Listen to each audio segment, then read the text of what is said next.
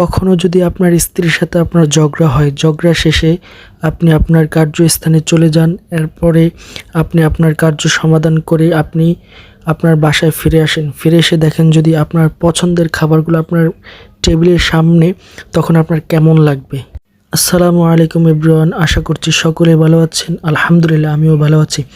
সেদিন আমার ওয়াইফের সাথে আমার সাথে একটি বিশাল ঝগড়া হয়েছে। ঝগড়ার মধ্যখানে আমি আমার কার্যস্থানে চলে গিয়েছি। কার্যস্থানে চলে যেয়ে কার্য সমাধান করে বাসায় এসে দেখি আমার স্ত্রী আমার জন্য আমার পছন্দের ভুনা খিচুড়ি পাক করে রেখেছে। তারপর চেয়ে দেখি আমার পছন্দের চাপা শুটকির ভর্তা, তারপরে হচ্ছে মুরগির জাল ফ্রাই, তারপর হচ্ছে সালাদ, তারপর হচ্ছে আমার পছন্দের চাপলি মাছ ভাজি, আরও কত কিছু। আলহামদুলিল্লাহ, আমার স্ত্রীর সাথে যখনই আমার সাথে কোনো বিষয় নিয়ে বাকবিতণ্ডা হয়, তখনই আমার স্ত্রী আমার জন্য একটা সারপ্রাইজ দেয়। আলহামদুলিল্লাহ, আমার স্ত্রীকে নিয়ে অনেক সুখী। জাযাকুমুল্লাহ খায়রান। আল্লাহ তাআলা আমার স্ত্রীকে যেন নেক হায়াত দান করেন। আপনারাও দোয়া করবেন ইনশাআল্লাহ।